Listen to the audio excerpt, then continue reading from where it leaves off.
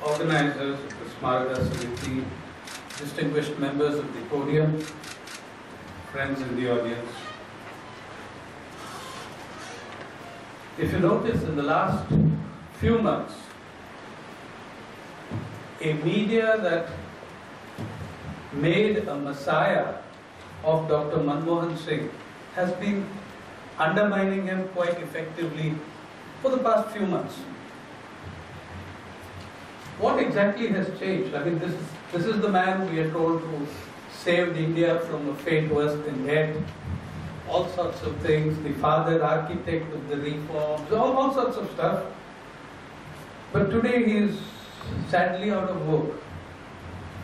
Now, what happened? In 19 years he was, beyond reproach.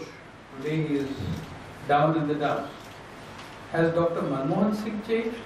Not that I know of. He's very much the same person we knew 20 years ago. Is it just that he is failing to deliver? For 600 million people, he has never delivered. But something has changed, and maybe something has changed structurally, fundamentally in the last several years in the media themselves. Something very fundamental. As I've said, I have in the title of this lecture put it as a structural compulsion to lie, which means that this is not a story about good guys and bad guys and good journalists and bad journalists. It's in the nature of the beast as it exists now. The changes that have occurred have been structural, physical, contextual, content-wise, and moral as well, is what I will argue. I'm also going to argue that a new convergence has taken place, which is not technology-driven. When you use the word convergence, automatically you're thinking in technological frameworks. I'm not. Technology is a part of it. But there is something much, much, much bigger. The new convergence is about the convergence of the political, the corporate and media and family spheres.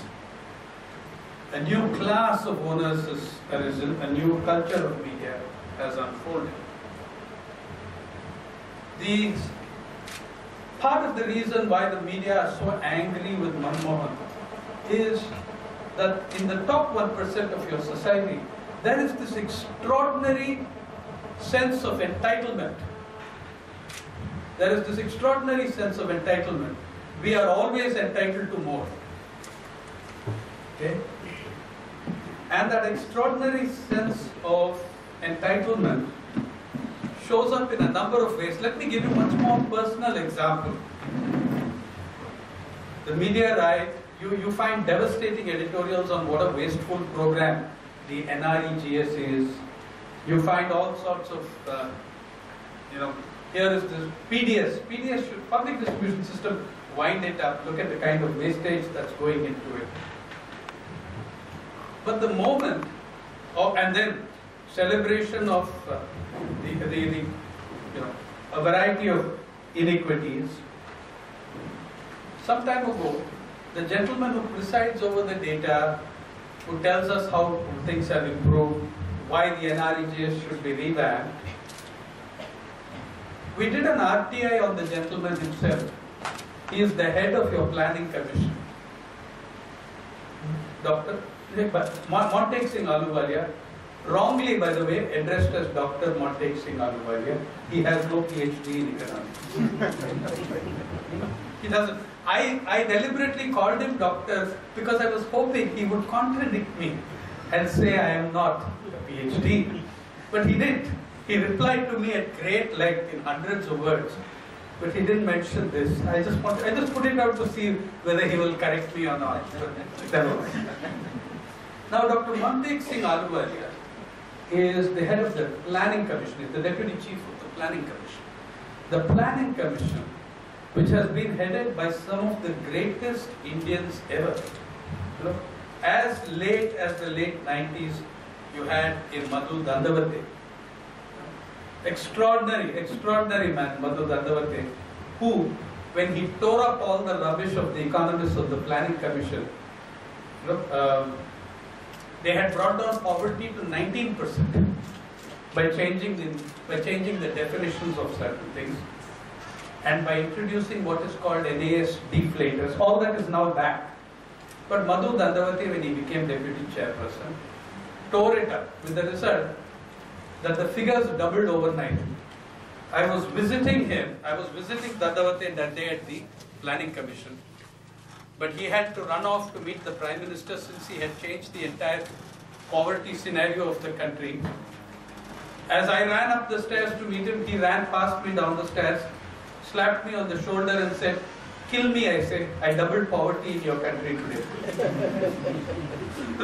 So he disappeared. So I was wondering what he meant. Then I saw the next morning the press release saying that poverty is not 19%, it's 39.9%. Now, Dr. Montague Ahluwalia is the deputy chairperson of a planning commission. Incidentally, the terms and conditions, if you look of the planning commission's deputy chairperson, do not even include leave. It was such a committed kind of job. And it requires virtually no foreign travel at all. But the RTI information showed us that in the 7 years that he was deputy chairperson of the Planning Commission, Dr. Ahluwalia made 43 trips abroad, 23 of them to the United States, a nation that does not believe in planning. In fact, actively scraps any semblance of planning in its own economy. Now, this was very interesting. Then the RTI showed us what the expenditures on his trip were. Now, his average, on the last round that he had made, his average daily expenditure was $4,500 per day. That is a little over 2 lakhs per day. There were some entries which showed that he had managed on a single day to spend $11,000. So I called a couple of my friends who are corporate executives and told me, show me how to spend $11,000 in a day. They spent half their lives in aircraft. So they tried, they came up to $6,000, but they said, we don't, unless he's throwing giant parties, we don't know how to spend this money. On an individual, it's hard. Then I checked the United States government website. The US government website, for a secretary, that is cabinet minister, going to Paris, which is much more expensive than New York, his limit was $1,600 per day all told. $4,500 per day. Then I checked with Scandinavia, most advanced democracies. There was a scandal going on in Finland because 12 MPs of the Foreign Relations Committee had spent 9 days in the Central Asian republics, and their average daily expenditure per MP was $1,200. Sorry, 1,100 euros or $1,400. $4,500 is our friend's average. When the story came out, a number of editorials were written not about Dr. Montague Ahluwalia but about me. The Mint called me a peddler of poverty porn. Business Standard had other abuses for me. First Post had others. They didn't write. This was the classic case of shooting the messenger. They didn't have any comment to make on the expenditures of a man who is supposed to set the moral example in the country in planning. The editorials were aimed at the author of the story and not at the subject of it. Incidentally, the gentleman replied to me in 600 words without denying a single fact. He said, he gave 3 replies. He said, foreign travel is expensive, but the onerous duties that I have sometimes compel it. I pointed out that the Planning Commission does not require you to undertake a single foreign trip. But he said that he was doing it on behalf of the government for the G20 exercises. He was playing the role of a Sherpa. Now, if you must do that, then please be a Sherpa. Why do you want to hold on to the Planning Commission? I asked him, why don't you put out the details of how much travel you have done within India? Zero. Nothing. Nothing. Silence. Total silence. I have put an RTI for that also. Okay. But let us see how much travel they did. Now these 23 trips to the US, what was the purpose? Many of the G20 meetings were not held in the US in those years. They were held in Canada, they were held in France, they were held in Britain, but the trips continued. Now, look at this moral attitude that you can write editorials thrashing NREGS, you can do special focus programs, laying into labor, you can say PDS is a waste of time, but you can write editorials saying it's perfectly legitimate for Dr. Montague Singh Ahluwalia to spend $4,500 a day on foreign travel. Something is fundamentally wrong. But I will get to that again in a bit. I'm arguing that there are eight or nine features that today stand out in the media at the end of 20 years of growing concentration of ownership, at the end of 20 years of a driving neoliberal market fundamentalist ideology. And these are, I don't claim that the features I'm reading out to you, which I have formulated, I do not claim that they are exhaustive or comprehensive, but from my point of view as a working journalist of 32 years, they are very important. What are those things that today fundamentally characterize the Indian media? Number one, and not only just the Indian media, but in much of the world. One, the growing disconnect between mass media and mass reality. That is the first feature that hits me every time I look at the media, how distant they are from mass reality.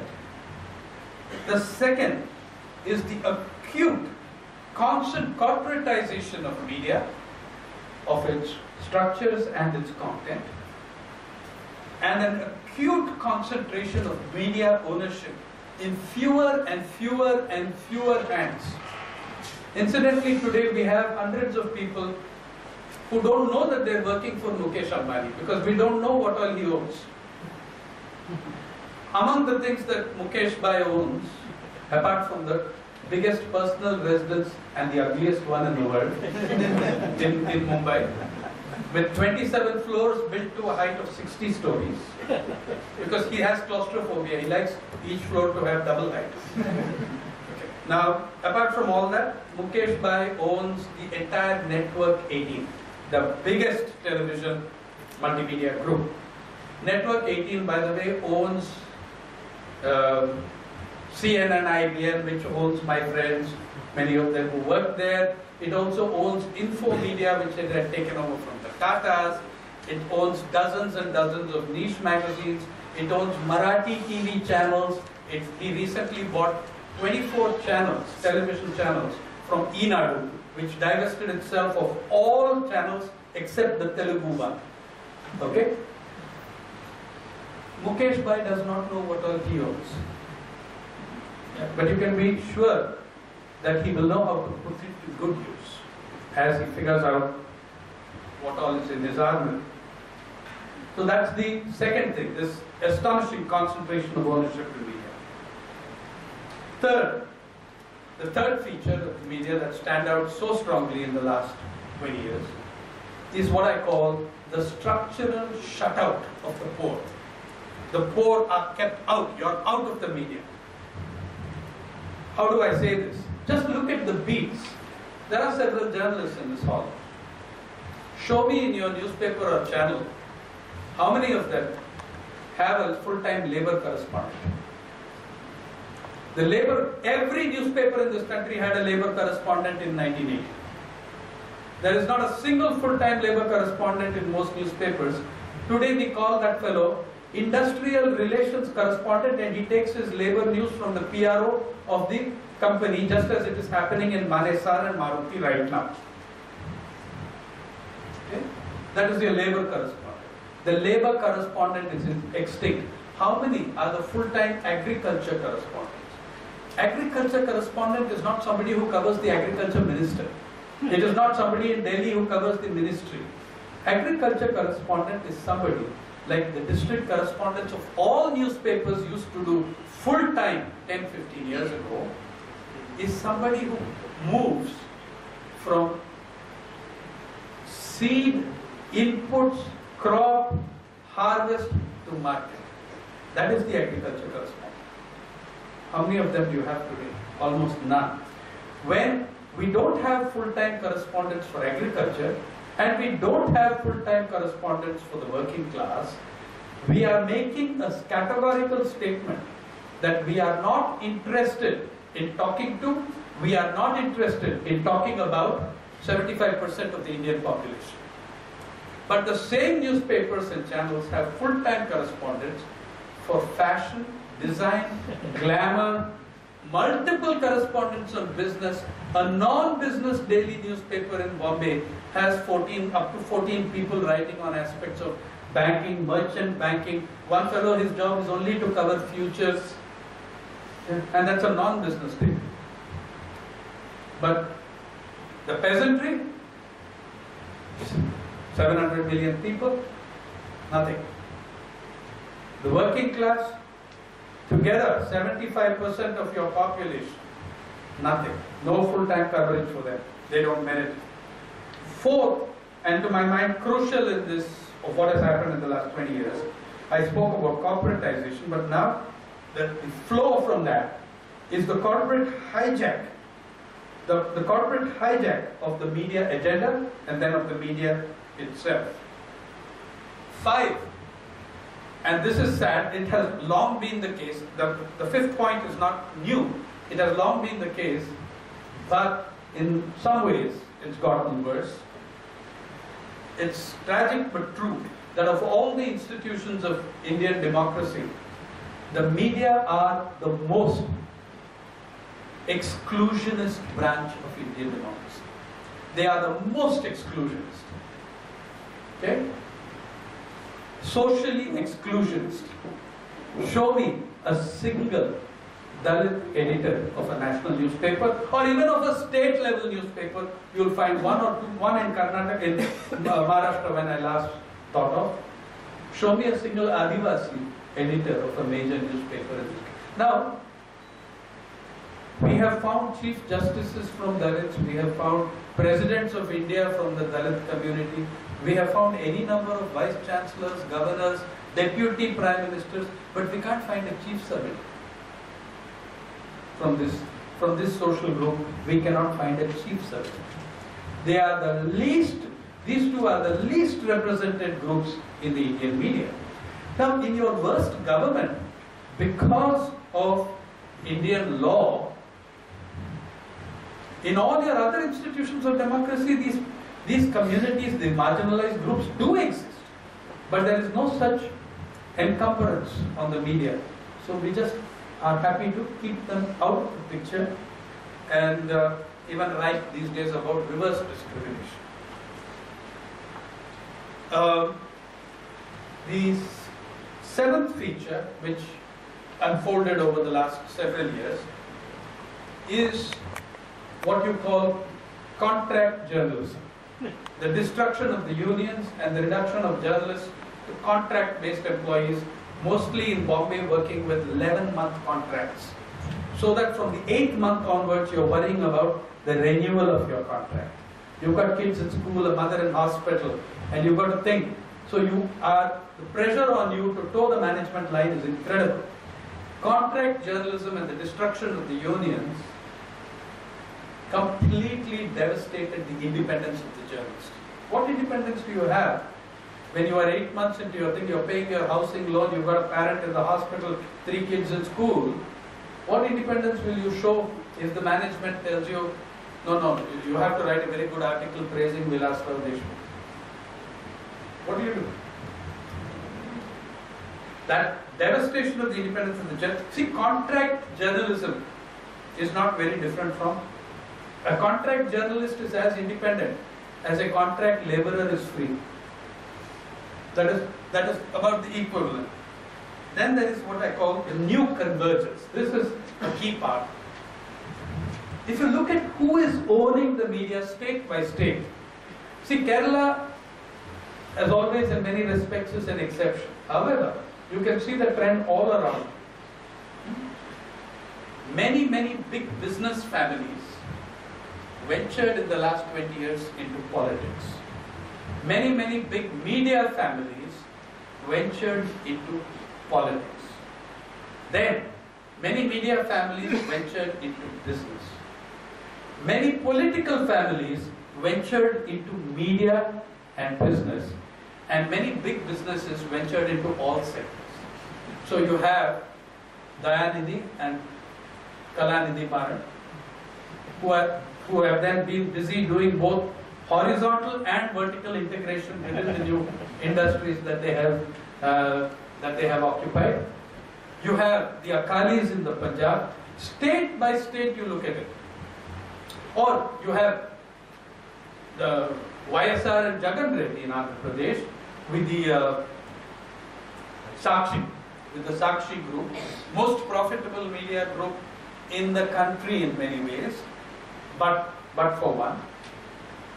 But in rate of profit, extremely there at the top. Okay, so this is the new convergence, the convergence of big business, big media, big political families, big, the convergence of these forces has created situations where fighting elections for anyone who is not from this elite is becoming impossible. Because you will not be given any kind of attention. You will be blacked out of the media unless you're paying for it. Unless you belong to the charmed circle, there is absolutely no place for you. Just a month and a half ago, I covered the by-elections in Andhra Pradesh. In a small block called Rayadurga in Anantapur, which is one of the poorest districts in Andhra Pradesh, and certainly one of the poorest districts in southern India, a candidate files an affidavit stating his wealth as 6,800 crores. I left Bombay immediately to try and meet this paragraph. Now, who is this man? He's just a contractor. But he's part of the new convergence. The new convergence is across political parties also, in that his father-in-law is a Congress minister for many years at the state level, cabinet minister. His father-in-law is a local ZP chief. His father-in-law's elder brother is the cabinet minister, both congressmen, and he is contesting on a TDP ticket because the other side of his family is plugged into the Telugu Desam. Now his 6,800 crore. Okay, now you see what kind of media power that buys, because they're all connected to the media, by the way, in a variety of ways. What happens to the rest of us? What happens to others in the democratic process who want to fight an election without having 6,800 crores? The last factor I would say, last feature I would say, is apart from the economics, but maybe because of it, but apart from the economics, the physicality and everything else, and for me, as someone who loves journalism, never wanted to be anything but a reporter, for me this is the saddest part as an Indian journalist. Something has shifted in the moral universe of the Indian media. I borrow this phrase from my great friend, Professor Prabhat Patnaik, who used it in a different context, but I would say it applies. There is a shift in the moral universe of the media. I have read now 2 articles recently making fun or trivializing the issue of farmers' suicide. Now, this is certainly something that you would not have had 20 years ago in this country in the media. Making fun of them and, making fun of the whole issue. If I have to pick, or from all these features, if I have to pick one that really matters to me the most and tell you this is the deadliest, it would be the incredible rise of corporate power. More than anything else, that is decisive. You know, the Australian sociologist, political scientist and sociologist, Alexander Carey, put it brilliantly many years ago. He said there were just 3 great developments in the 20th century. Just 3. And those 3 cover everything.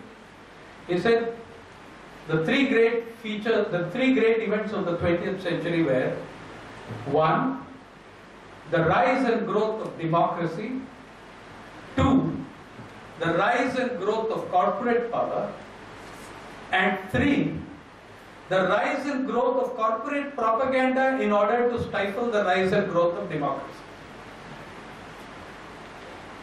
Okay, those were the 3 great developments of the 20th. Yesterday, the Parliamentary Standing Committee came out with a devastating report on agriculture in this country. It called for a ban on GM trials.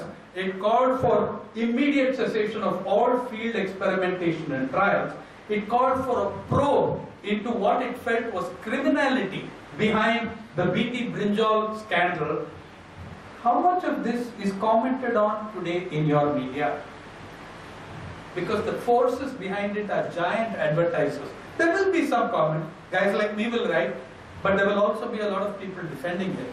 But it's not been, this is a historic, what is very important about this Parliamentary Standing Committee on Agriculture, they didn't do desk jobs. They went to the field in state after state.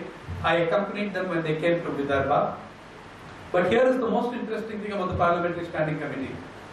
It represents every political party in Parliament, including 11 ruling party Congress MPs, and the report is unanimous without a note of dissent.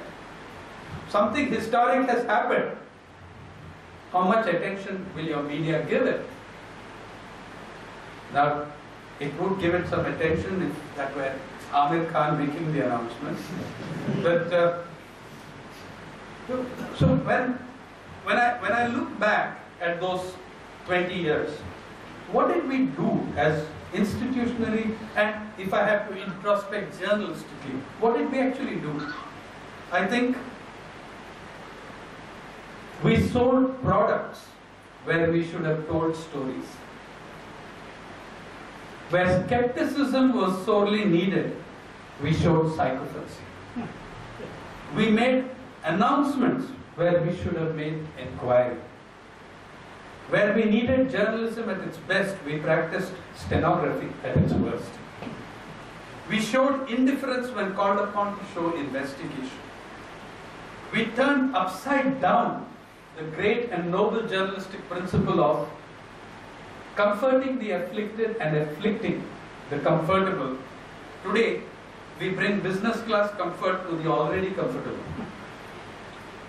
We celebrate trivia and played on hypocrisy, like in Montague's expenditures, while ignoring the misery of millions. We failed to tell the biggest stories, and we still fail to.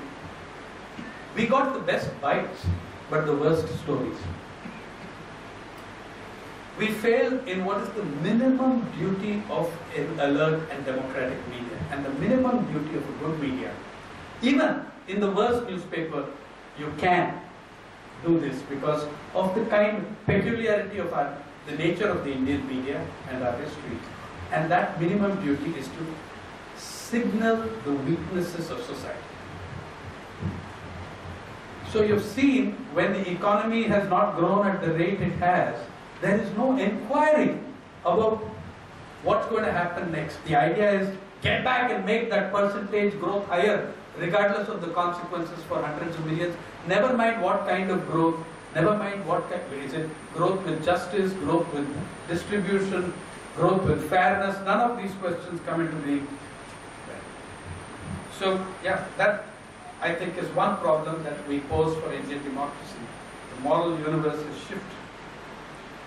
It's also driven by the ideology of market fundamentalism, which I'll come to again. But let me tell you a story. As I said, we are supposed to tell stories. And this pertains to the biggest rackets in Indian media, the biggest ongoing criminal exercise. But before I get to the biggest criminal exercise, I know that half the audience is wondering when I'm going to mention the Radia tapes. So let me dismiss that in a moment. I don't think that the journalist's role in the Radia tapes was significant. I think it was stupid. Okay. If I had to make a film in Bollywood, suppose we made a film of the Radia tapes. You know, there will be a lead hero, a lead heroine, then supporting cast, then a lead villain, then lesser villains, 1, 2, 3, 4, 5. Then you have the comedian, the joker. Unfortunately, that's the level at which the journalists came. They didn't even qualify as very big villains. I would have preferred that they qualified as big villains. Journalists are too small in this scheme of things. It's the larger media structures we're talking about. I spoke about a structural. Radia tapes told you something fantastic, not about journalists. It told you about corporate power. It showed you who was running this country. It showed you that a Tata and Ambani and Mittal could pick up the phone and decide who would be the telecom minister and make him the telecom minister, who should be taken out of the telecom portfolio and get him out of the telecom portfolio, decide that Raja will get the portfolio and he gets the portfolio. That is phenomenal by way of stories and journalism. But the entire discussion was over a bunch of idiots who made bigger idiots of themselves being in the media. The kind of things, then look at it. Mr. Tata runs to the Supreme Court for an injunction against the publishing of the tapes because he knows what will come out. And he gives a speech on NDTV or CNN IBN saying, we are becoming like a banana republic where people of lesser power are found in, their bodies are found in the trunks of cars. I was very moved by the speech. It's very horrifying to think of bodies in the trunk of your car, especially if you're a car manufacturer like Tata. And that too, Jaguar, Land Rover, 2 bodies you can fit into the trunk. Well, something very major happened there. It was about corporate power and who is running your country.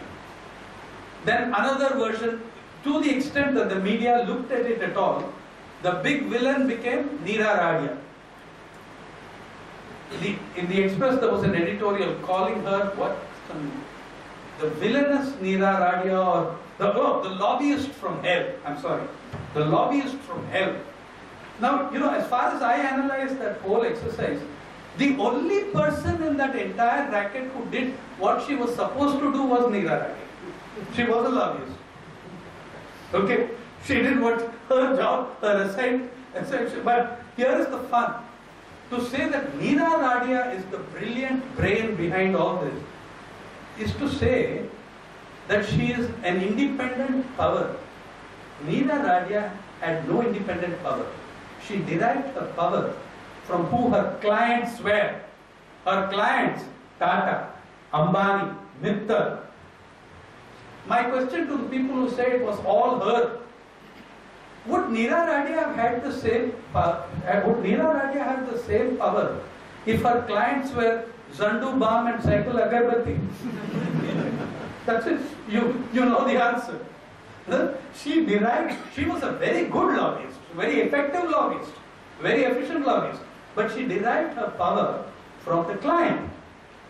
The name, now, whatever you do, Zandu Balm is not going to equate to Tata. It opens doors. It gets ministers to stand up. That is what happened. You had a very instructive case there, but it didn't. Now we fast forward to 2009, when there is a huge crisis for reasons I'll get into. A giant Marathi publication called a meeting of its editors in Pune. this had all, by this time, I had done the first 2 stories on paid news without names because I didn't have evidence. A month later, I had all the evidence, and then we named everybody. We named the newspapers, we named the channels. But at that time, this newspaper called its 9 editors to Pune. So you can have a good guess of which paper it is. And the editors trooped into the meeting to find that the company's chief financial officer was also seated in the editorial meeting. And the chief accounts guy was sitting there. So they were asked, the CFO, chief financial officer, asked the assembled editors, I say, roughly how much does it cost to win one assembly seat? Because Maharashtra had finished parliamentary polls in April, May, and was about to go to assembly polls.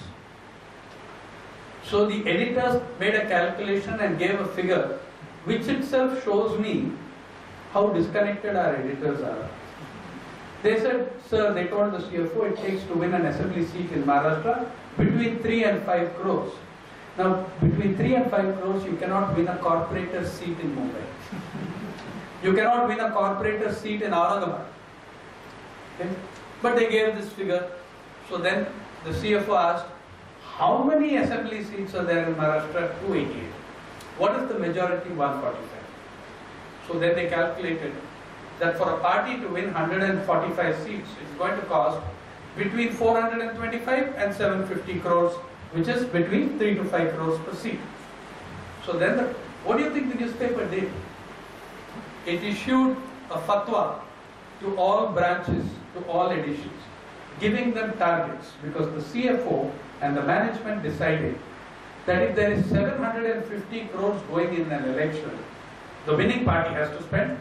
On successful candidates, it has to spend 750. Never mind what it spends on losing candidates. So he said, I see no reason why we should not get. After all, what is an election? It's propaganda. What are we? We are media. I see no reason why we should not target 30% of this sum. I have to tell you this, he was right. They exceeded the target. They exceeded, because, they were very lenient on the losers. They said the losers will only pay 10-15%, you can write off. So, that also is done. In the intervening period, the biggest scandal of the media in this country, still not being discussed, still not being looked at. Cases being fought in the Supreme Court, it's being fought in the Election Commission. Only two newspapers have even reported that the case is going on. The case of Ashok Chavan versus Election Commission of India and Madhav Inhalkar, where Mr. Chavan, a single newspaper called Lokmat, in the space of 10 days, gave him 156 full pages. In 13 editions, it gave him 12 pages. Without a single advertisement on that. The explanation given to the Election Commission in writing, this is not advertising. We admire Mr. Chavan, so we gave him that coverage. And that is from the 4th biggest newspaper in the country, Lokmat. 150, that was the whole paid news scandal. It is now eating at the vitals of the Indian press. So much of what you see in your media, on your channels, is paid for by somebody. Be very clear about it. And you are not told that it is paid for. You are taking it as face value, as news. But this problem goes back a few years. It burst out in 2009. But in 2001, 2002, the Times of India started a system called private treaty clients. Have you heard of it? You can go onto the net and look at it. Private treaties. Privatetreaties.com. Times of India Private Treaty. They were very proud of it. Private treaty meant, let us say that the Pro Vice Chancellor is a medium-sized company, and I am the largest newspaper in the country. The Pro Vice Chancellor's company, he believes that what he lacks is marketing power. He wants to enter the big league. So So he comes to me and signs a private treaty with me. The moment he signs private treaty with me, I get 10% of his shares in his company. So I have become a part owner of his company. When I own 10% of the shares in your company, no reporter of mine is ever allowed to criticize or investigate or look too closely at what shenanigans are going on in your company. Now that happened not with one company.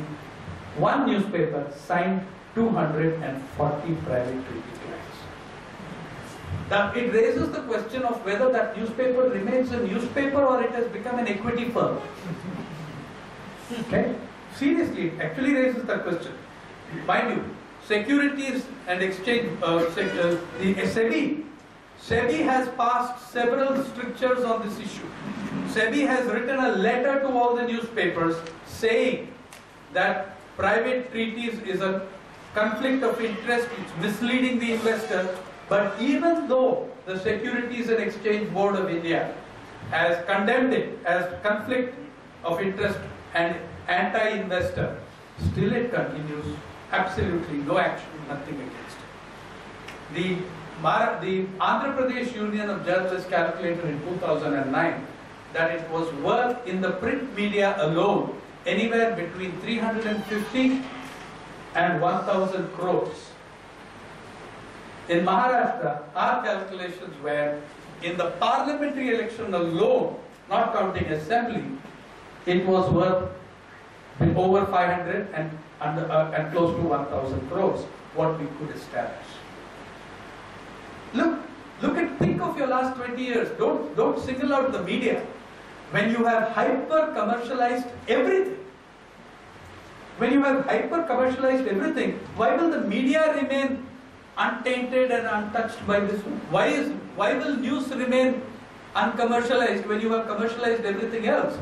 India is the destination of the ultimate outsourcing in the world when you outsource the female womb to conceive a fetus. Okay, Gujarat, by the way, is the capital of the rent-a-womb industry. Now, when you have commercialized motherhood, when you have commercialized everything, why do you think that news will remain uncommercialized? The agrarian crisis in your country is about predatory commercialization of the countryside, the corporate takeover of agriculture. This is about the corporate takeover of the media. Okay? So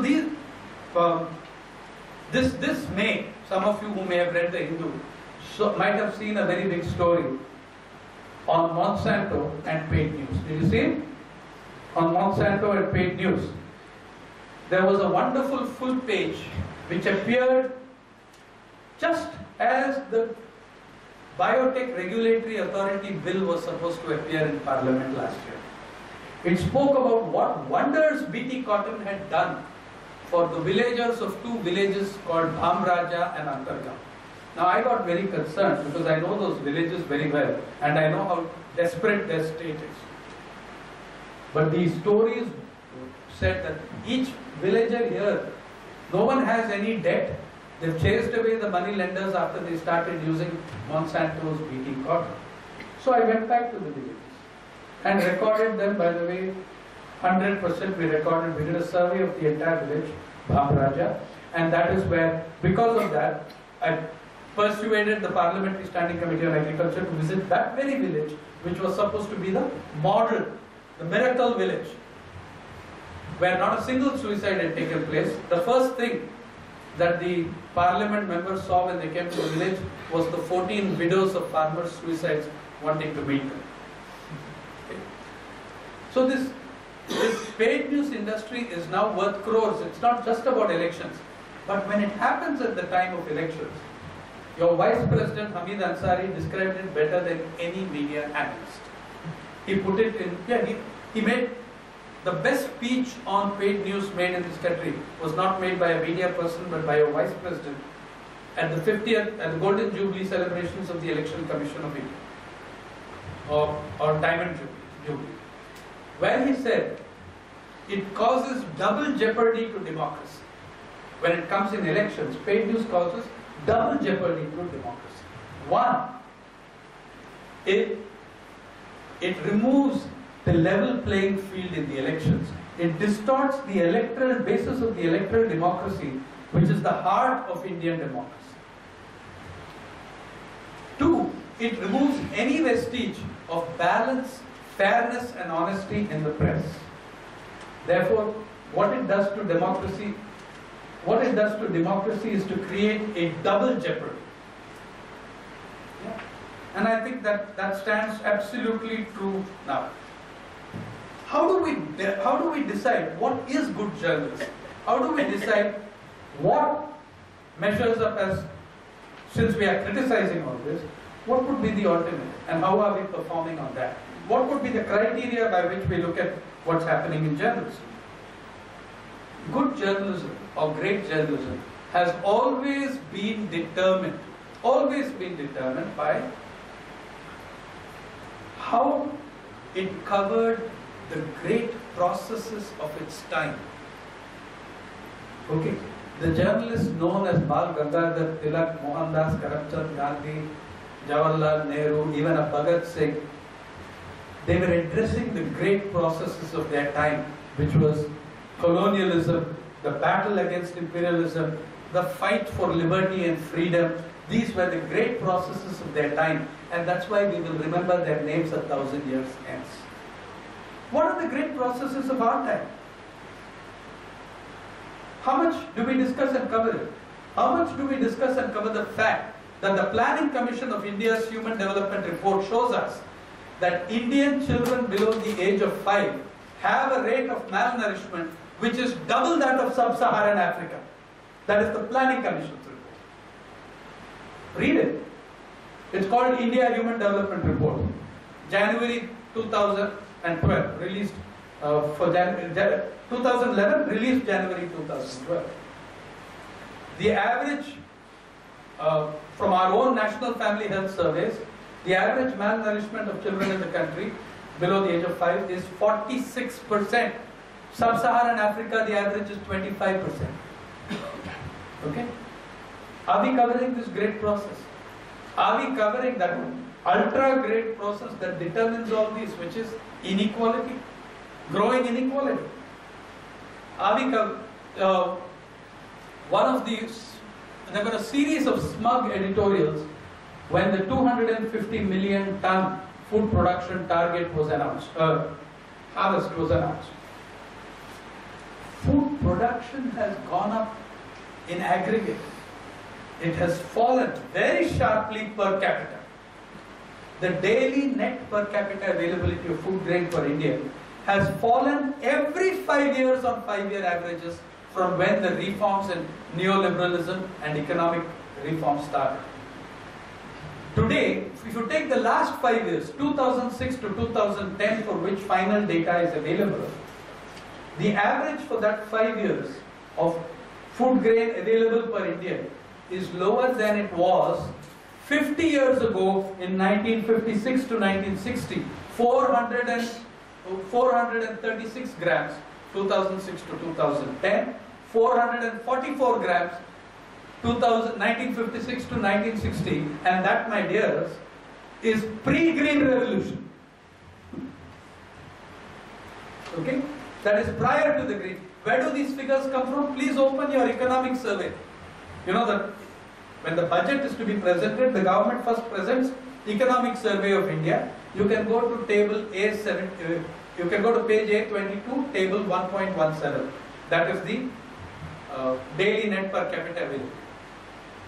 Even when your population growth rate was much higher, your food production rate was higher. In the 60s and 70s, in the 60s your population growth rate was 3.4, 3.5%, but your food production growth rate was 3.7. Now your population growth rate is down to 1.7%, but your food grain production growth rate is lower than that. Something has happened. Why? Because millions and millions of Indian farmers and God knows how many acres have shifted from production of food crop to production of cash crop, to cotton, to vanilla, and therefore you are seeing a very, very serious situation in your country, because food grain cultivation is not remunerative People don't get paid for growing food grain properly. They end up losing money, or in cash crop, when the year is good, you'll make fantastic profits, and then you die at one shot. I remember covering Wayanad for several months in 2004, 2005. The first, when they lure you to get into cash crops like vanilla, everybody made profits and started building magnificent houses. In 2005, when the prices crashed, all across Wayanad were houses without roofs and doors. Beautiful houses, marble floor, but no roof, because they couldn't put in that last bit. And people committed suicide in significant numbers. I mean, the wallet, we have taken millions of our small farmers and locked them into the volatility of global prices and fluctuation, without any protection, without any preparation. It happened in coffee, it happened in pepper. It broke my heart to spend. I love this state. I come here at every excuse I get, but it was terrible to spend that time and watch what was happening. On the other day, electricity grid broke down. 600 million people without electricity. There is a what do you call it? A satirical newspaper called The Onion. The Onion, in my opinion, was the only newspaper that got the headline right. It said, electricity grid comes back in India, 400 million people without electricity. Because 400 million people were always without electricity. According to your Indian census, 1.1 million households not only do not have electricity, they do not have any other kind of energy source. Okay? That is what the census shows you. It shows you 60% of people in the countryside still using firewood.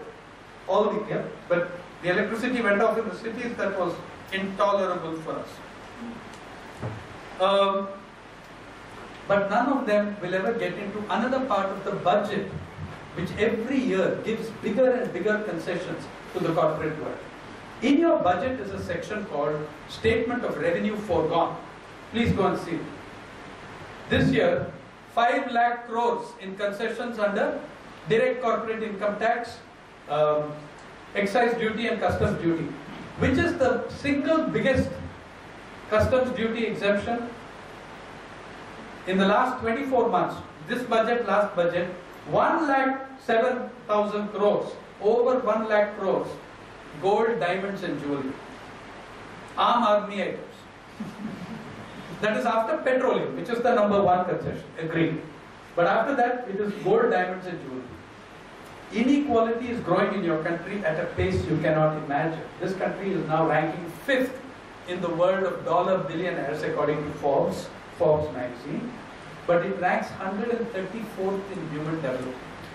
Now this should be a concern of Indian journalism, but it cannot be, because the nature of your media, and I'm going to try and summarize it there, the nature of your media has become so corporatized. Media are now clearly, they are a revenue stream. They are not about instruments of communication, enlightenment, nothing. Okay? It's a revenue stream. Who owns the media? Let me give you an example. The biggest newspaper in this country, does anyone know the name of the biggest newspaper in this country? Dainik Jagran. It's got 34 editions and 53 million readers. Okay? It's a McDonald's of journalism. It's got franchisees everywhere. Now, if you go onto the net and you look at the board of directors of Dainik Jagran, it's not different from the board of directors of other newspapers, but it's very interesting to see. Who are the people sitting on the board? Great retired journalists? No. Great retired editors? No. Great media experts? No. Some of the greatest real estate companies of Delhi are there, and the South Asia head of McDonald's is on the board. Now that man, I don't know if he can read a single word of him, but anyway, never mind.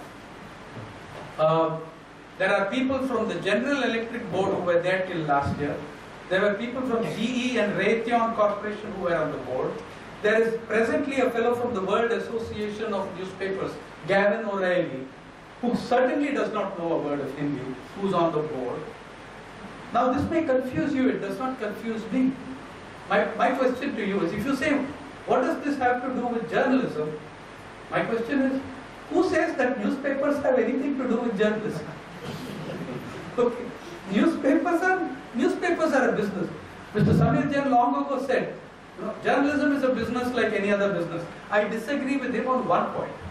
Yeah, newspapers may be a business. Media, television channels are a business. Media empires is a business.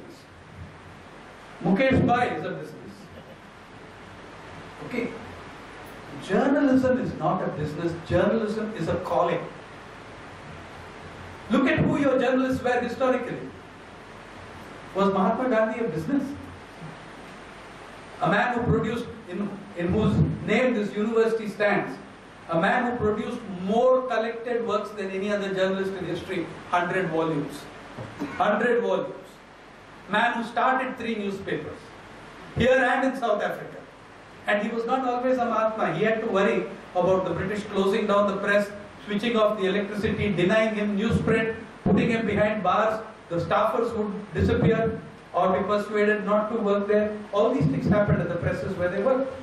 Yet they did it. In this country, journalism was a calling, not a business. Then I went through the boards of various newspapers and looked at who the board of directors, which industries they represent. One quick read for you. Aviation, agriculture, advertising, agricultural finance, hotels, 5 stars, traders, agricultural machinery, cement, jute, shipping, steel, aluminium, casting, chemicals, cotton, agrochemicals, rubber, tea, coffee, tires, dairy, sugar, real estate, jute, plantations, automobiles, textiles, man-made fibers, excise, contractors, banks, books, music, gypsum mining, power sector, education, barons, travel agencies, chit funds, paper processed foods. I could go on all night. Okay. You have given over the soul of Indian journalism to a bunch of merchants. And they will do with your soul what they do with everything else. They'll sell it. What else? What else do they do? Their job is to sell. They will sell your soul. I always tell journalists, there is one principle you can always remember. As journalists, you and I, we sell our labor. You don't have to sell your soul.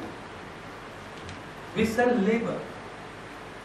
You hire me, I give you my labor. I don't sell you my soul.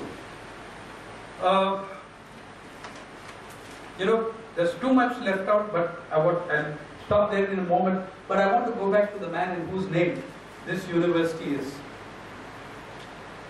He gave something which I consider. I confess, I do not see myself as a Gandhian. But I recognize the tallest son of this country. I also recognize that he was the greatest Indian journalist, with only one equal. Another person who is never recognized as a journalist, even less recognized, and that was Baba Saheb Ambedkar, who I think was one of the greatest journalists this world has produced. If you read him and what he wrote and what he published. And how much of what he wrote and what he published has come true. I said that the greatest process of our time is inequality. In 1948, as Ambedkar handed over the draft constitution to the Constituent Assembly, he made what I maintain is the greatest speech made in an Indian parliament. He made a speech on inequality. He said, I hand over this constitutional draft with trepidation. For today we enter an era of contradictions. In politics we have built a great democracy and equality. In society and economy there is no equality and no democracy. And the lack of democracy and equality in society and economy will one day explode our political democracy. Welcome to 2012. The man said it in 1948. None of these people, for them journalism was a tool of change, it was a revolutionary tool, it was a calling, it was not a business. One principle that the Mahatma gave, which I consider so beautiful for journalism. He did not give it for a journalist, but it's this. And all of you know it.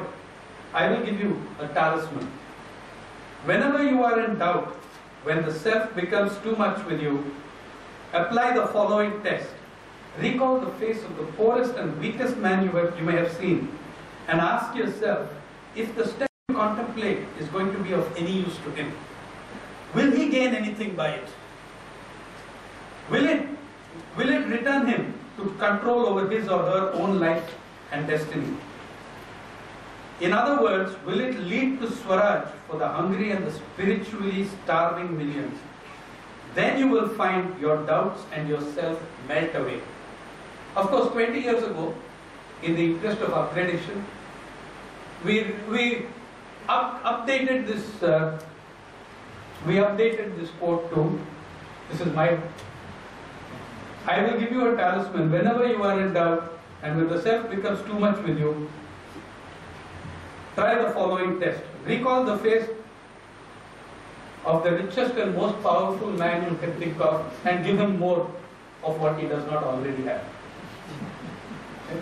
I mean, you can substitute the rest with the names and the things. Yeah.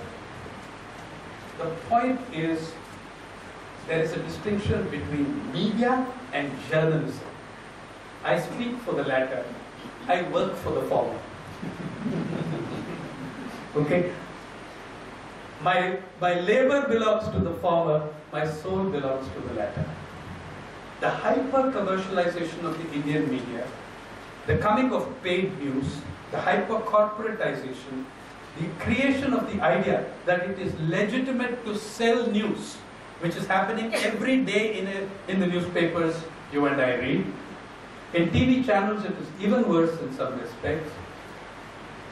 The idea that this is legitimate tells us how far our moral universe has disintegrated as a society, not just as media, and how much the moral universe of the media has shifted to the far right, where the earning of income, your return on investment, is more important than human misery, human happiness, or the human well-being. Are there things you can do about it? There's plenty you can do about it. And Kerala is a great place to do things about it. But I'll stop there. Thank you. Questions at a time, then I'll answer it. Yes? You have inspired us and stimulated us to raise questions. Thank you. So my question will be very brief. The society is now, the market successfully embedding all other elements of the society, including media. So my simple question is, how to dissemble market from these, including media and as well as farming, which is very prevalent. Okay. Right. Next question, please. I'll take 3 and then answer it. Yeah. Sir, you talked about. Give us the mic, please.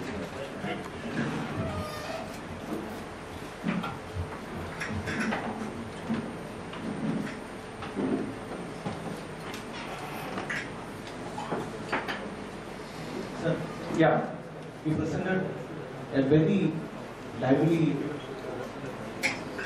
speech on journalism, which it should be.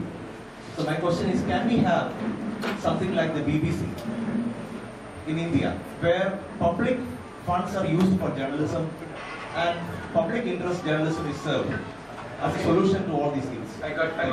Yeah. One more and then we'll get to it. Kerala is right now going to implement contributory pension scheme. Going to implement? The contributory pension scheme. Okay. And the government says that it will be dividing, it's kind of a divisionary practice. They say the 5% government staff benefit, whereas 95% commoners, the farmers are not benefiting. So they say that only, except 3 states, all other Indian states have implemented it. My question is, how far has the rest of the states which have implemented the contributory states, how are the farmers faring better? So is it just a dividing game or Okay. the farmers really? Okay. Okay. First about the descending of the market. See, the point is that markets have been around for a very long time. The question is, do we use the market as a tool, or do we let markets rule as a tyranny? Market as a tool is an obvious thing. Okay? Now, if you take the fishing community, Kerala has a huge fishing community. They have never been outside the market. Even in feudal and medieval times, they were part of a market. They had to survive by being part of the market. But the market was a tool, because in any case, the first reason for their fishing was consumption, for the family. The market is a tool. You make it a tyranny and make it a religion. I believe that market fundamentalism is as religious as any other fundamentalism. Okay? Except that it's much worse. Because it fills the ranks of other fundamentalisms by destroying hundreds of millions of lives and households. So it sends recruits. It sends recruits to the ultra-fundamentalist groups of all faiths and followings. Now, I believe that the so-called invisible hand of the market is a very identifiable bunch of very grubby paws. There is nothing invisible about it. We know when particular shares go up in Mumbai, we know why they're going up and who is pushing them up and who is eating them. There is no mystery to it in the share bazaar at all. Everybody there knows. Analytically, in journalism, we make a great mystery out of it. So the question is, market as a tool or market as a tyranny? My answer is market is a tool, because the question that follows is, do markets exist to serve people, or do people exist to serve markets? If you listen to the Montague Singhs and the Manmohan Singhs, then we exist to serve the market. In fact, Dr. Manmohan Singh's latest great statement was, we require animal spirits. Did you read that? We require animal spirits to give this market, to give growth a spark. For God's sake, he's sitting there with an entire Noah's Ark in his cabin. And he's encouraging animal spirits. Okay. So anyway, so that whole approach that market is some mystical force that will solve all problems, that is a stupid idea. When the tsunami hit India, when the tsunami hit and devastated 11 countries, 5 of the 11 countries had major stock exchanges. Within 48 hours of the tsunami striking India, Indonesia, Sri Lanka, Malaysia, Thailand, the stock exchanges of all these 5 countries reached record heights. Because calamity is good for growth. Because then there's going to be rehabilitation, there's going to be reconstruction, there's going to be rescue work, there's going to be new millions of tons of steel and bricks and all that built. Calamity always pushes up the markets. In Indonesia, the stock exchange rocked with the earthquake, but its index went up. You see, as the economists would put it, the figures were rocky, but the fundamentals were sound. So, okay. So that insanity, this insanity of our time, that the market is the best arbiter of everything, it's such a stupid idea. About BBC, the gentleman who asked me, actually the BBC, by the way, I agree with your entire question, but I just want to tell you, the BBC today is a shadow of what the BBC was 30 years ago. Mrs. Thatcher completely gutted the BBC. It is still, you're right, a public service broadcaster. Do you know something? I think that resurrection of public service broadcasting in India is one of the most important tasks and challenges before us. And several of you here may laugh at me, but I will say this, that in the last 2 years, some of the best discussions I'm seeing on television have been on Rajya Sabha TV and Lok Sabha TV. I don't know if any one of you is watching these. Because there are no advertisers, no sponsors, there is nobody distorting the message, there is no orientation of the message towards Monsanto or Some fantastic political debates and discussions are taking place. Take my word for it and watch. And by the way, the same Rajya Sabha and Lok Sabha TV, that by the way was the contribution of Somnath Chatterjee. The TV does not belong to government, it belongs to Lok Sabha. The result now is, the best cinema is being shown. Mrinal Sen, Satyajit Ray, you want to watch their films, watch Lok Sabha TV. Yeah, they're showing you. But that's the point. A public broadcaster can do that because predatory profit is not the purpose of its existence. Right? And I'm saying the public broadcaster, at least tenuously, is answerable to you and me because we can throw out that bloody Lok Sabha. I hope. But anyway, I don't know, we don't have enough money to do that. But we have the weapon to discipline it, okay? Right. What weapon do you have to discipline Mukesh Ambani? None. Public broadcasting is an important part of the answer, and I think all over the world you will see that realization and the return of the public broadcaster. Third, see, I'm not familiar with how Kerala has, I really don't know the details, so I won't stick my neck out on the thing also. But I want to tell you about pensions in general terms. I think we are so far behind other nations in looking after the elderly and the old.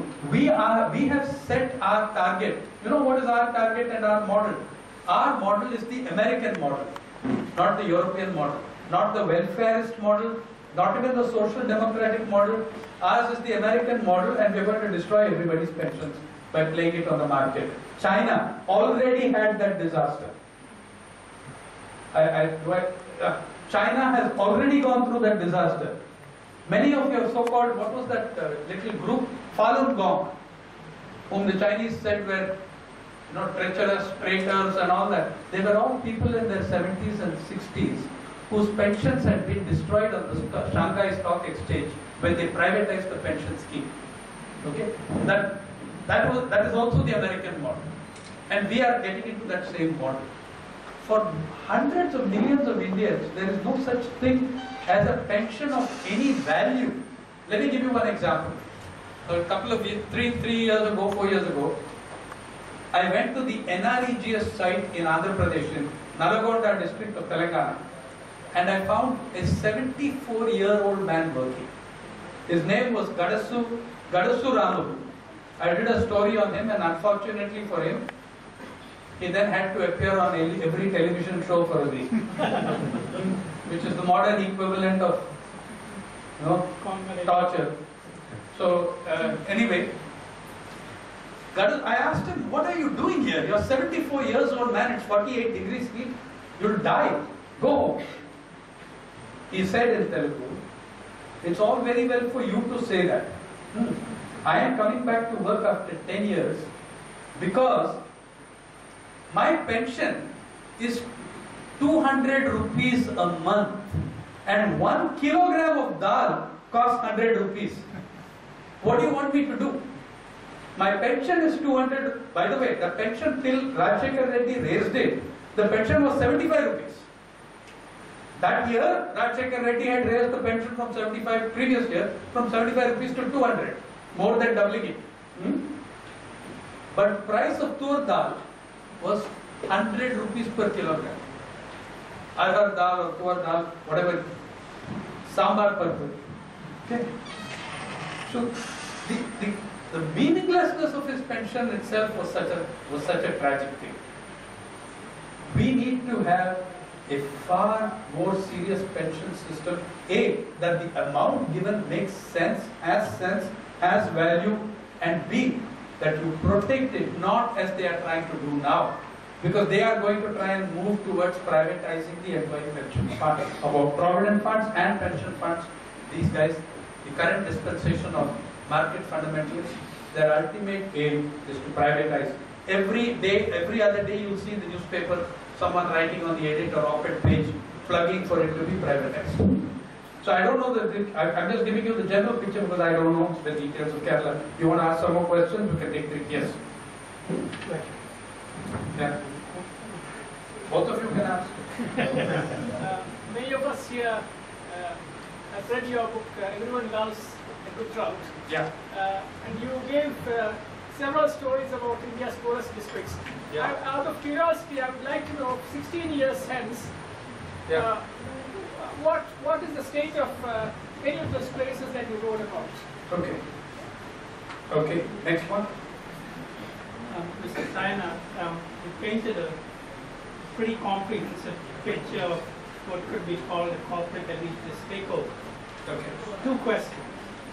Who is your audience for the kind of message in terms of a critique? I believe even that audience is diminishing rapidly. Number two,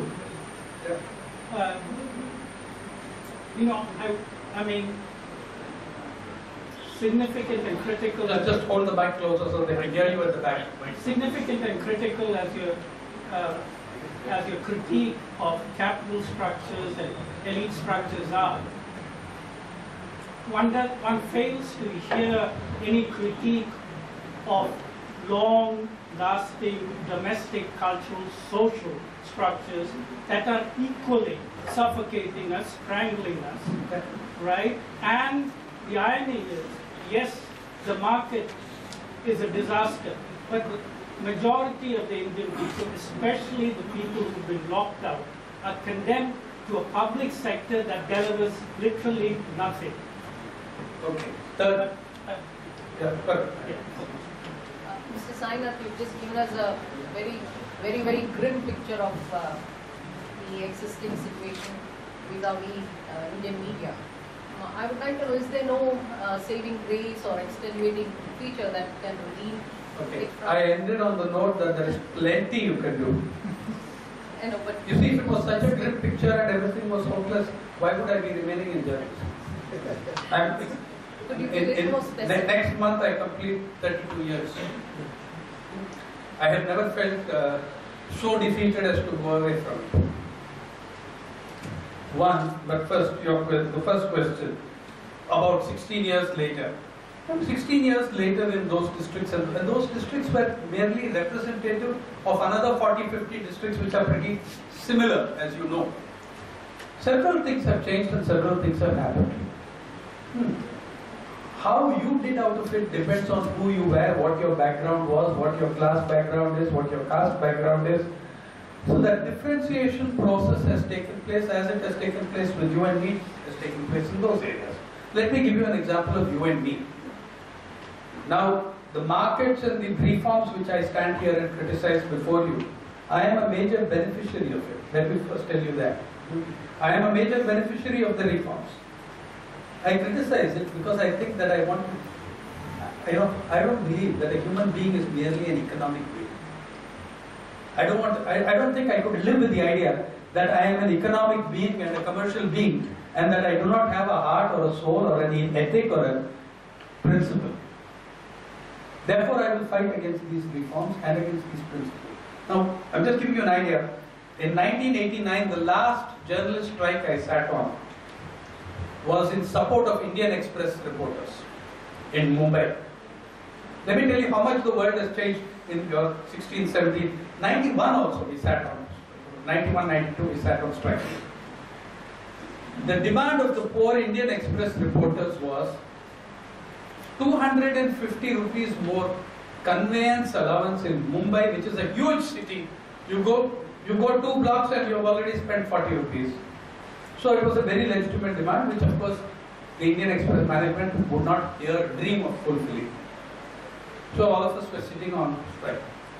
When I think back today, it strikes me. All us guys who were sitting there in that demand, we were getting it. I was working in Blitz, I had no problems. But I was there in support of my colleagues in the Indian Express. Today it strikes me that all of us journalists who sat there that day demanding 250 rupees more for conveyance, all of us own cars today. And the company provides us with a driver. So we have all been great beneficiaries. Okay, that can lead to opportunism, dishonesty and selfishness of a high order. We have at all times to prevent ourselves from being desensitized to the problems of others. Now, so some of us benefited enormously out of this. In the village too. In the village. Some people have benefited enormously. The new Raja of the village is the man who sells agricultural inputs. Do you remember 20 years ago, your politicians, MLAs came out of the class which got dealerships for Bajaj or Godrej or petrol pumps or kerosene, right? Now the new class of MLAs will come out of people who get the dealerships for Monsanto, Cargill, Hindlever. That is the new class. The capital is accumulating in the agrarian sector, in the input dealer. Today, the village small money lender whom we all used to write stories about, that fellow is committing suicide. His clients are bankrupt. His clients have run away. A small money lender, the difference between small money lender and big money lender is the following. Small money, the big money lender, 15 to 20% of his capital is out in the market. Small money lender, 95% of his capital is out in the market. So when there is no repayment, he's finished. And he owes money to the bigger guy from whom he took it at a particular rate of interest. Okay? So new classes are rising. And by the way, some of the nastiest elements in the exploitative predatory chain now, sorry to say guys, are teachers. Look at it this way. A school principal, high school principal in Maharashtra with 20 years, 22 years experience, he is earning at least 18,000 rupees, 20,000 rupees, not less. Okay? His wife may be the vice principal of another school 2 villages away. Between them, they are earning 35,000, 40,000 rupees.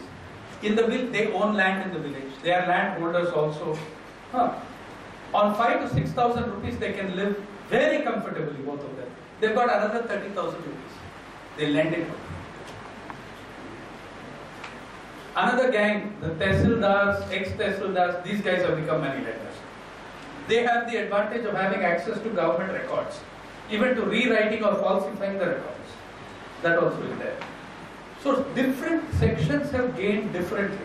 Now for instance, agricultural laborers have not gained, but they have survived the crash better than farmers.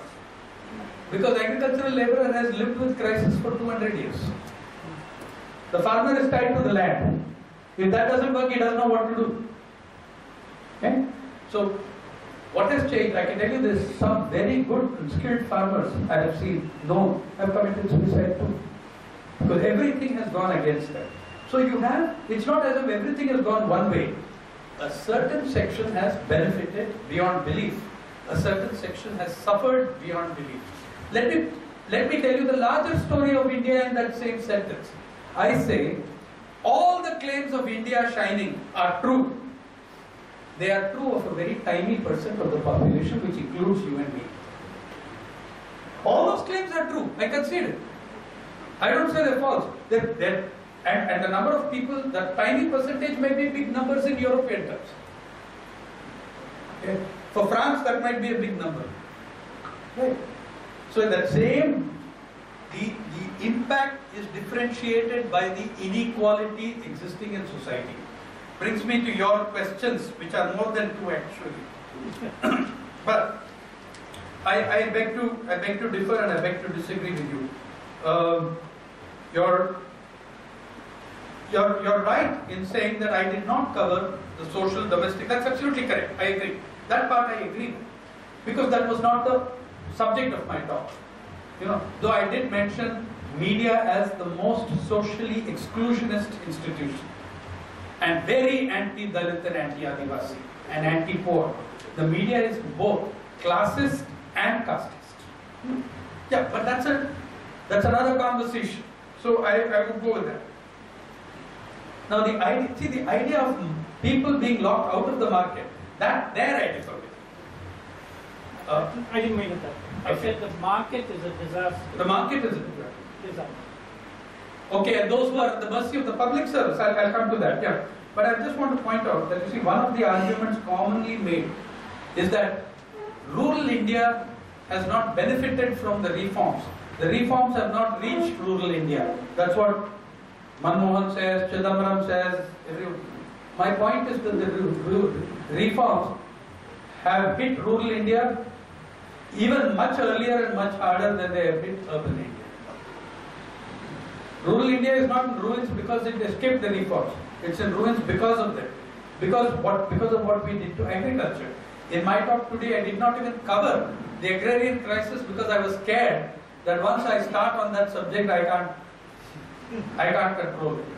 Okay. So there are many other structures. There are structures of domestic. There are other factors of Indian poverty, not just class. There is the caste phase. There is the gender phase. There is the regional phase. There is even the religious phase. If you look at it, the National Commission for Enterprises in the Unorganized Sector, Dr. Arjun Sen Gupta, Uganda, that report. The wonderful thing is, Government of India had 3 commissions on poverty within 4 years. In an economy booming at 9%. I was, for my sins, on one of those commissions. I was on the Sainath committee. Before us was the Arjun Sen Gupta committee. Okay? Now, Arjun Sen Gupta's report on the first page says 836 million Indians are living on less than 20 rupees a day. 88% of all Dalits and Adivasis, 85% of all Muslims. So you have class phase, you have caste phase, you have religious phase. Now if you look at the religion of those Dalits and Adivasis, then you will get a very significant number of Christians as well. Not a majority, but a significant number of them. So you have a religious phase to the economic deprivation also. There are many structures of Indian society which, in which these inequalities are embedded, but that wasn't the focus of the talk today. I also agree that those are very key and important. There was a time that whenever you are on a news channel, okay, you could only see sting operations. Are these sting operations ethical means of journalism or publicity? Okay, about sting operations, whether they are legitimate or not, it's a very difficult call. Personally, I have never done a sting operation. Okay, I have not done a sting operation. Personally, I am most unlikely to ever do one. I am extremely uncomfortable with the deception that it involves. That said, there are two very different kinds of stings.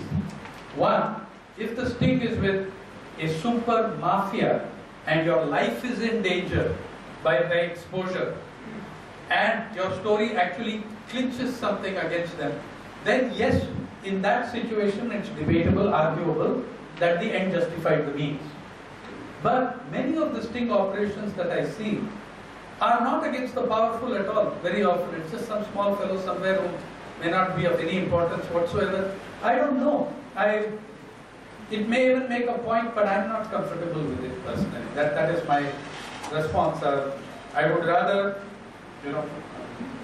and certainly the sting operations which used the so-called honey trap prostitutes, that is unethical beyond belief and should be never ever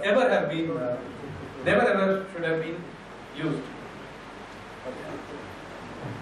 Yeah, well, my contact, someone wants, is there with the organizers, and you can also write to the Hindu, the email there, if you want to talk about it. So, 4 to 15, do you want to take, I don't mind taking another few questions if you wish. Was there one more question? No, that was just a question for asking for my email ID and contact. Yeah. Shall I take 2 or 3 more questions? I'm okay. Nobody from... Sorry? The mic. Put the mic close to your mouth. What do you really think that rural poverty On rural poverty is one of the main reasons for rural poverty, apart from structural changes in the administration and policy changes Huh. is that environmental degradation of our ecosystem, drought, dying of rivers and landslides and such problems is unforeseen by the governments and the rules. What is the weightage, the importance of the unseen factors? Okay. On the environmental degradation of the ecosystem. Yeah, okay. Yeah, I mean, Yes. yeah.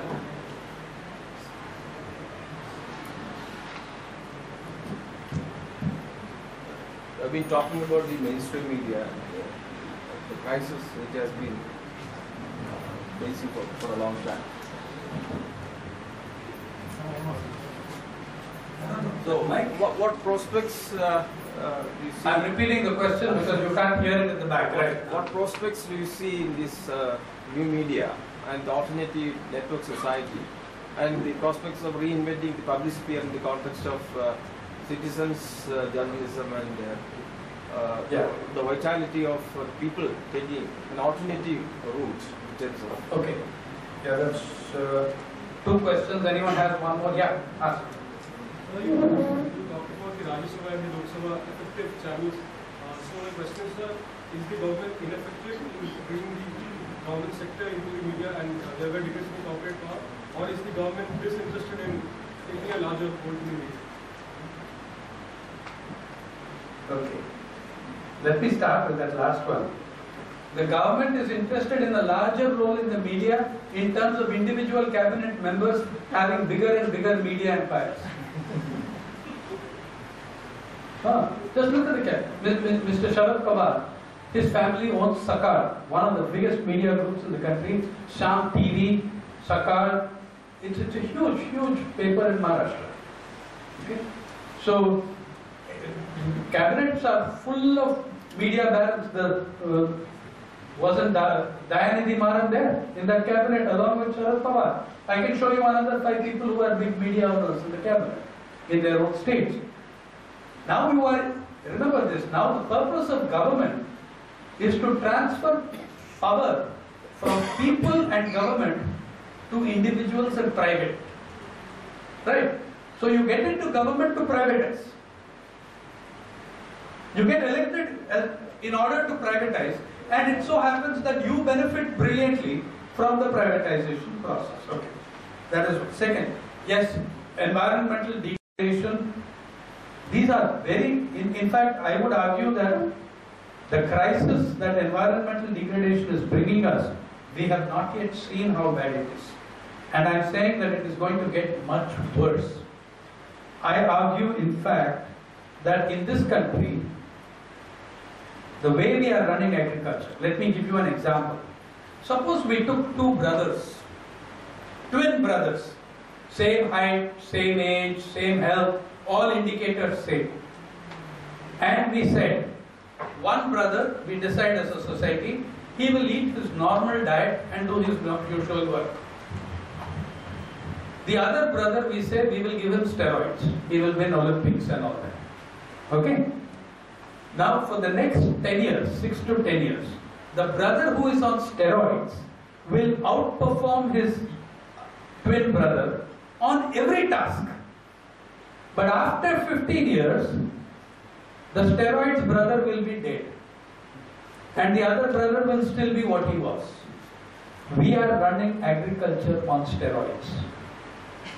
Indian agriculture is running on steroids. We are killing soil. Soil fertility loss is in excess of 20%, 25% in many states.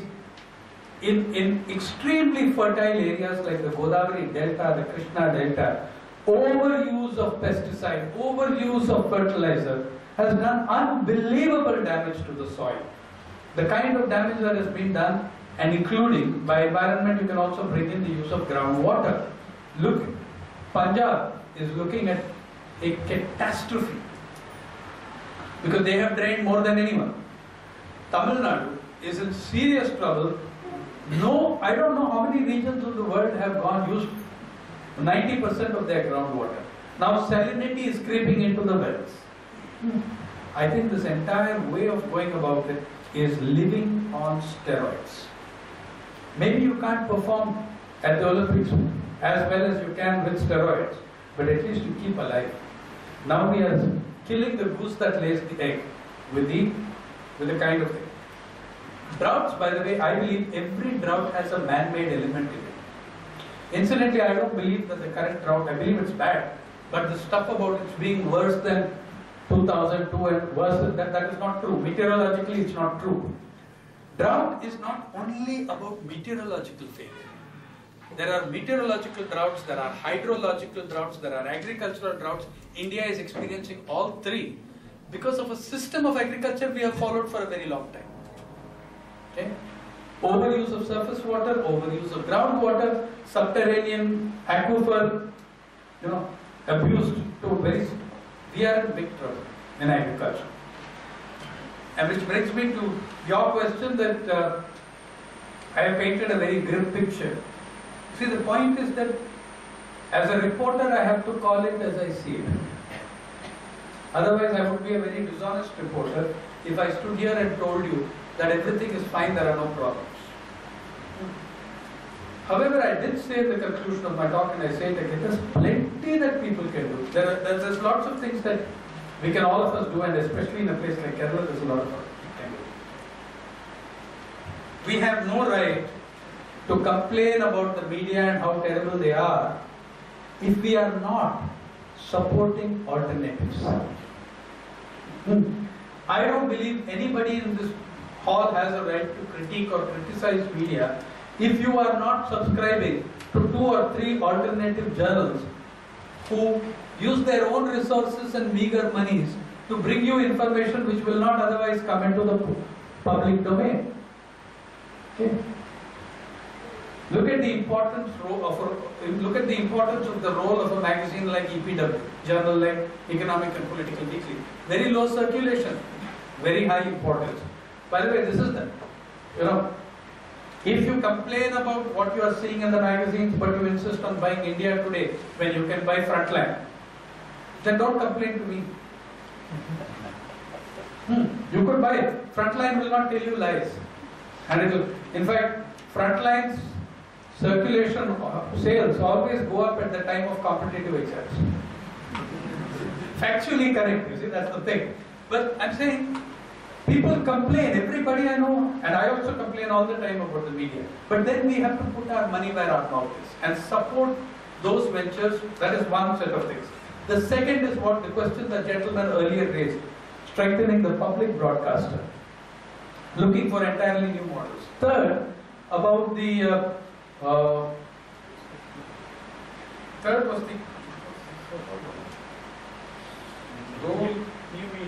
the new media. Oh yes. The new media are now about 15 years old. Shortly, they will cease to be teenagers. Understand this, that the problems we face were not caused by technology and will not be solved by it. That's a tool. Those are a set of tools, a toolkit with which we address our issues. The problem is with us and how the decisions we take. It's like a very great photographer always used to tell, a photographer I knew, always used to tell his students, all of us, it's a saying that because I have used 100 times more than him, people think I said it. But the saying is, a camera is just a lump of metal with a hole in it. The photograph is in your head. And that again is a ground for optimism. It's a ground for activism. You can do things. In this society you still can. And if you feel you're depressed, I would ask you to look at the rest of the world. All over the world, in the so-called advanced citadels of Western capitalism, people are marching. In Greece, in Spain, in Italy, Occupy Wall Street in the United States has changed the nature of the inequality debate in that country. They may not succeed, but simply when you have decided that you will not shut up, you have already begun to win. You already begin to win when you say, I will not give you my concurrence and silence. All over the world today, 5 years ago, before 2008 and the Wall Street collapse, We didn't have that kind of activity in the Western countries. We had it only in the poorer countries. Now you have it across the world. So there are people fighting for their rights, fighting for their movements, fighting for, and they are specifically saying they're fighting for equality. The Occupy Wall Street protesters, they say, we are the 99%. And they have chosen the right address, Wall Street. About the new media, understand this, that the new media are as much increasingly getting monopolized as the old media. It's the same guy who owns everything. Now Mukesh Bhai owns newspapers, he owns print media, he owns television channels, he owns online portals which go with network 18. Okay. He owns First Post, which is the very successful online venture. You've seen First Post? That today Mukesh, he didn't start it because he could never start anything with that quality. He goes and buys it after somebody else, creates that quality. Monopolies can't create quality, they can create homogeneity. So the very important thing is the fight against corporate power and monopoly. Monopoly can never produce excellence. When you join the corporate world, they don't want you if you're a genius. Corporate world requires from its employees 1,000,000% predictability. We should know that you do the task you are assigned to. Please don't be clever and do something beyond it. They don't want thinking people. They want automatons, robots. They need you to conform, not to be clever, and that's exactly what we need not to do. We should not conform. You fight. The movements against corporate power are now taking place in almost every country in the world. We have a choice whether we join them or not. In the online media, still the major media sources control most of the news, even today. But the net is different in the same way radio was different, television was different in their time. However, the net is also different. They have still not been able to impose the kind of revenue model they seek to impose on the net. As long as they have not done that, there will be spaces everywhere. So you exploit those spaces. But I am saying this very categorically, the day when you could get all your information needs met by a single source, that those days are over. You have to now refer to multiple sources. You have to refer and make sure that your multiple sources do not have the same owner. Okay? Thanks. Thank you.